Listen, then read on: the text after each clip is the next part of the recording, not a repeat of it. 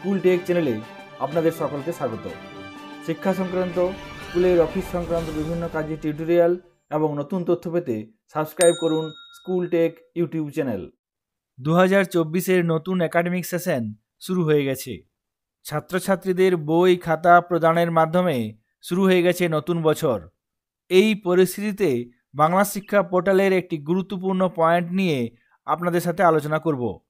যদি কোনো ছাত্র বা ছাত্রী কোনো স্কুল থেকে ট্রান্সফার আউট হয়ে চলে যায়, তারপর দেখা যায় তার ট্রান্সফার সার্টিফিকেটে ভুল আছে, সেক্ষেত্রে সেই ভুল কিভাবে ঠিক করবেন, বাংলা শিক্ষা পোর্টালের মাধ্যমে কিভাবে ট্রান্সফার আউট করতে হবে সেই সংক্রান্ত ভিডিও আগেই পোস্ট করেছি, আপনারা চ্যানেল থেকে পেয়ে যাবেন, কিংবা ডেসক্রিপশন বক্সে দেওয়া লিঙ্ক থেকে ট্রান্সফার আউটের ভিডিওটি আপনারা পেয়ে যাবেন।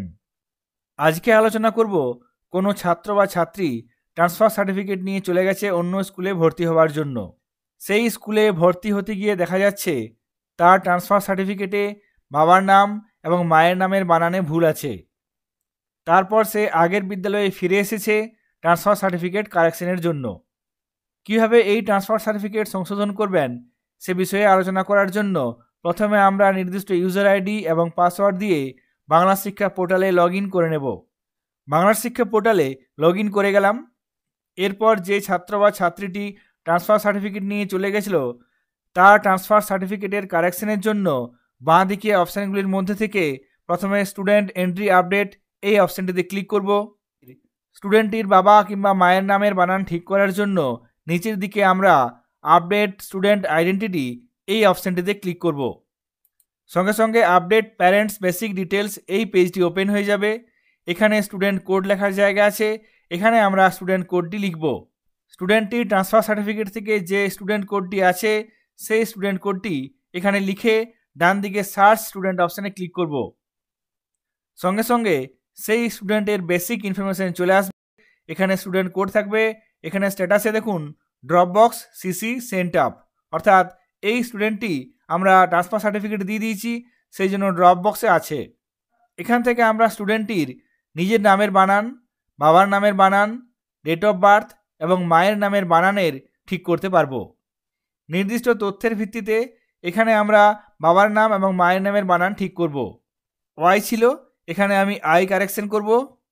এখানে বানানে ভুল আছে, বার্থ সার্টিফিকেট অনুসারে এখানে বানানটি আমাকে চেঞ্জ করতে হবে। এখানে বানানগুলি ঠিক করে নেওয়ার পর নিচে আপডেট ডিটেলস অপশানে ক্লিক করব। তাহলেই এই স্টুডেন্টের বাবার নাম এবং মায়ের নামের বানানের কারেকশন হয়ে যাবে। সঙ্গে সঙ্গে একটি মেসেজ আসবে সাকসেসফুলি আপডেটেড, অর্থাৎ ওই ছাত্র বা ছাত্রীটির বাবা এবং মায়ের নামের বানানের কারেকশন হয়ে গেল।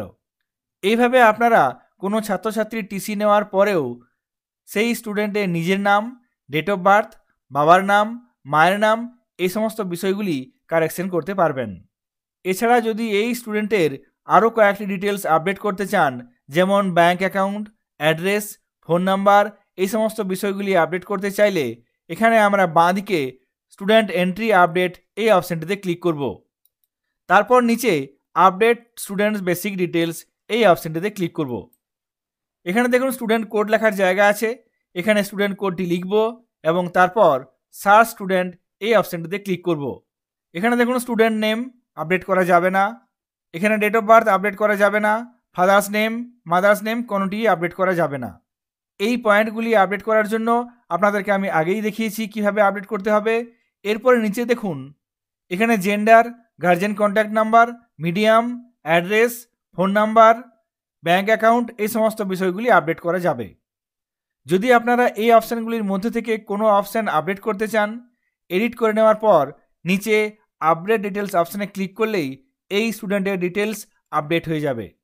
কোনো ছাত্র বা ছাত্রীকে টিসি দেওয়ার পরেও যে সমস্ত বিষয়গুলি আপডেট করা যাবে, এডিট করা যাবে সেই বিষয়গুলি আপনাদের সাথে আলোচনা করলাম। ভিডিওটি আপনাদের কাজে আসলে অবশ্যই লাইক করবেন এবং চ্যানেলে নতুন হলে চ্যানেলটিকে সাবস্ক্রাইব করবেন। সকলে ভালো থাকবেন, সুস্থ থাকবেন, ধন্যবাদ।